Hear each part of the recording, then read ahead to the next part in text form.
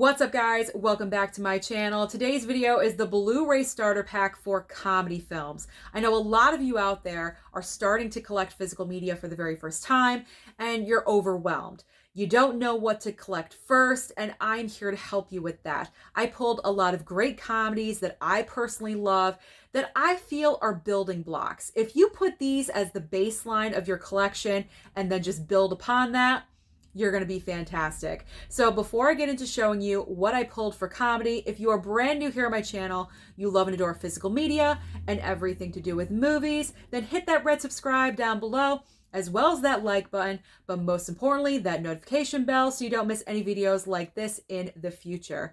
So I believe I pulled a nice wide variety of comedy because let's be honest, comedy is extremely subjective. What one person finds hilarious, the other person will not, and vice versa. So I tried to have a wide range to choose from. So hopefully if you can find 4 or 5 must-haves out of this stack, I think I did a pretty good job. So let's start with Young Frankenstein. So I've only seen this movie one time, I've got to be honest. But that one time, the one time I watched it, made such a tremendous impact on me. It's essential to have. Now, this movie is directed by Mel Brooks. He's known for comedies. That's pretty much all he's ever done. I'm not sure if he's done any drama in the past, but his movies are, I gotta be honest, they're a hit or a miss for me. Young Frankenstein, definitely a hit. I'm not personally the biggest fan of Blazing Saddles, I've gotta be honest. And then Spaceballs, I could take it or leave it. It's not the best comedy to me. But Young Frankenstein was just hilarious. I was laughing pretty much from beginning to end. Gene Wilder is amazing in this movie. Terry Garr is also in here. Such an amazing stacked cast of comedians back in the day. I love this movie and I really do want to watch it again. So hopefully I'll watch it. I'll get to watch it in October for spooky season. But Young Frankenstein, definitely, that is my number one choice. My number one pick. You got to have this. It is essential. Another essential from the spoof category. This is like the godfather of spoof comedy, and that is Airplane. Airplane is so obviously hilarious. Anytime I'm in a bad mood and I need something to cheer me up right away, I'm grabbing Airplane because I am 100% laughing every single time in this movie. I've seen it probably 25 to 40 times in my life. It's been around for an extremely long time and it's funny to me every time. It never gets old. It could get old, but it never does. So Airplane, yes, definitely. Moving on to a little bit more modern, late 90s, if you will, and that is American Pie. Now, I know there's 4 movies in here, but we'll just block off the other 2. I feel like obviously the first film is the strongest, and then the second movie actually is not that bad. Sometimes I kind of prefer the second to the first, I gotta be honest, but 1 and 2, what a great double feature. If you just want to laugh your butt off, if you want a good old raunchy comedy, you go for American Pie. And I remember when this came out, I was a teenager, and when I saw this for the very first time, I was just rolling. I was laughing so much. So American Pie is definitely a must-have staple for your growing comedy collection. Next up, this is my favorite Jim Carrey movie. I was actually torn because I rewatched Ace Ventura last night and I almost chose Ace Ventura to also be a part of this, but I didn't. I left it out. But my number one Jim Carrey favorite is Liar, Liar. Now, I recently rewatched this after a while. Like, I haven't seen it in a really long time. A few months ago, popped it in. I'd forgotten how wonderful of a physical comedian Jim Carrey is. Now, the reason why I was torn between Ace Ventura and Liar Liar is because Ace Ventura, yeah, Jim Carrey shows off his comedic skills. Like, we all know he's funny. He is so amazing in that. It's so much funnier than I thought it was way back in the day. It holds up. It's a great movie. It's so funny. But Liar Liar really shows off Jim Carrey's skills as a comedian with the physical comedy. He's funny, but he also shows the physical comedy as well. Extremely hard to do. And especially these days, not a lot of people are capable of doing it. So, liar, liar, if you're going to get any Jim Carrey movie, it's liar, liar. Get it, buy it.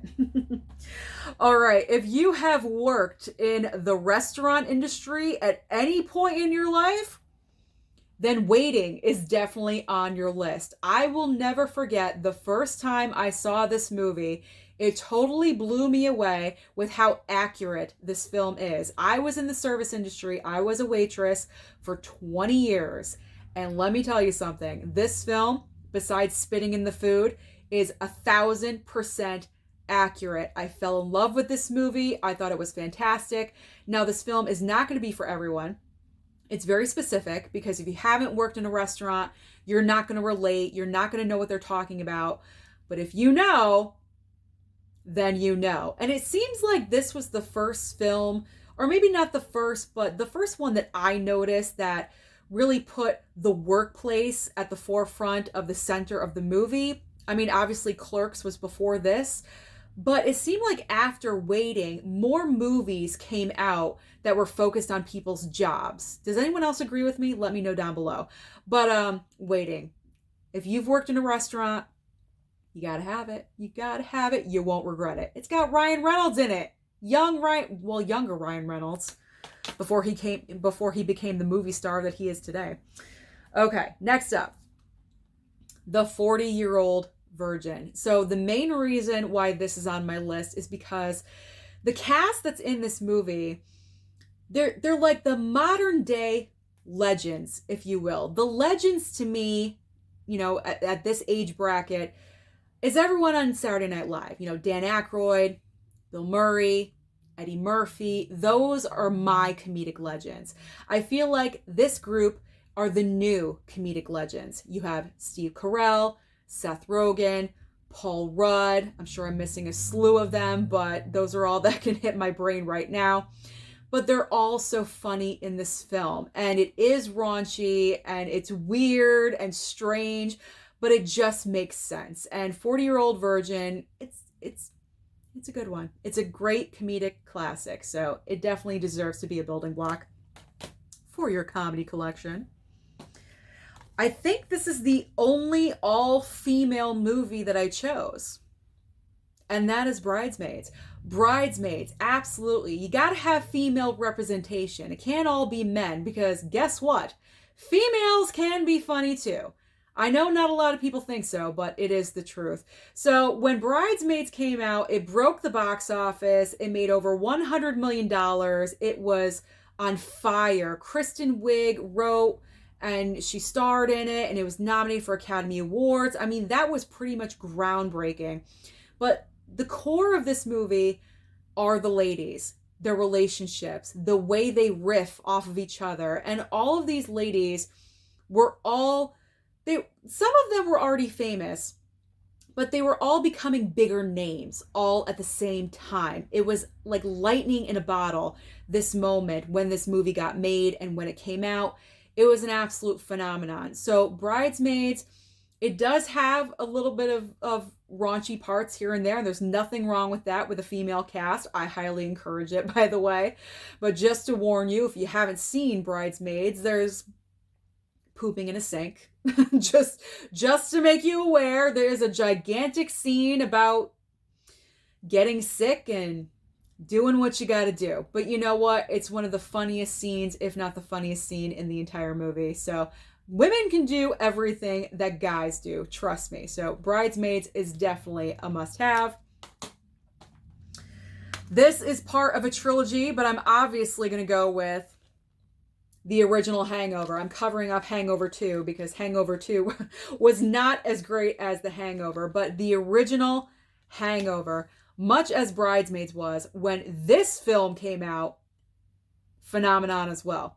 I think because at that time, if I'm remembering correctly, the comedies that were coming out really weren't that great for some reason. I don't know. And then when The Hangover debuted in theaters, it just flipped the script. Comedy was back. Everyone was flocking to the theater to see this film. It was hilarious. And I think the main reason why we love this movie is we're living vicariously through these characters because they're going through like the wackiest, most weird situations that we would never go through. But it's fun to live vicariously through someone else and experiencing that. And it's a great trio of characters. The actors are fantastic. And Bradley Cooper's funny. What else do you need? So you got to have The Hangover. The vacation movies. Need I say more? National Lampoon's Vacation. Now, pretty much everyone knows National Lampoon's Christmas Vacation, but did you know there's 3 other movies? There's Vacation, European Vacation, and then Vegas Vacation. That one really isn't the best, I gotta be honest. I don't own it in my collection. But the main reason why we love these films is because we like to laugh at other people's misfortune, right? I mean, that's the main draw of these movies, and that's pretty much what happens in every single one of the vacation movies, because the Griswold family, led by Clark Griswold, Chevy Chase here, he just cannot get it together. Everything that he plans just does not work. He has the best intentions, but nothing ever happens correctly. They are hilarious movies, especially the first and Christmas are my favorite of the vacation franchise, but they're all funny. Even Vegas, just a smidge. Just a smidge. I have 2 left, guys. 2 more. And I think these last 2 are true classics. Ghostbusters. You have to have Ghostbusters. This is one of the all-time classics. Now, you wouldn't think like, oh, like definitely comedy for some reason. I don't know. Like, it seems more of a, I don't know. The genre kind of bends just a little bit. I feel like Ghostbusters you could forget to put in comedy, but you have such comedic legends in here. Bill Murray, Dan Aykroyd, Harold Ramis. It's a no-brainer. You have to have Ghostbusters. I mean, these are SNL legends right here. It seems like they just went to set and had a great time and they were working. You know what I mean? Like, it gives off that vibe of, yeah, we're just hanging out, we're making a movie, and it's all good. Ghostbusters is classic, especially the first one. I mean, I enjoy the second one. I know a lot of people don't enjoy the second one. It's like, to them, but I enjoy both. And it's just pure nostalgia for me. I grew up with these movies in the 80s and they're still fun and they're still a great time. Last one. It's my favorite comedy of all time. It was in my top 10 list. And that is Coming to America. If you want to see pure comedic genius, then you watch Coming to America. Eddie Murphy and Arsenio Hall play like 6 or 7 different characters a piece in this movie. It is an intelligent script. I've said this before. I love intelligent, smart comedies. I hate goofy, stupid movies that revolve around fart jokes and vomit. And no, give me a smart script for a comedy any day of the week. That's what this is. You have a smart script. You have great talent, unbelievable cast, a wide range of characters, and an interesting story. Coming to America is the ultimate comedy that should be in everyone's collection. I've seen it so many times. I never get bored of it. I laugh every single time. So those are all of the movies that I recommend that you need to have in your physical media collection. So let me know down below, do you enjoy any of these movies? Do you have them? Do you not? Let me know. Are you getting some? Don't forget to like and subscribe before you leave, and I'll see you next time.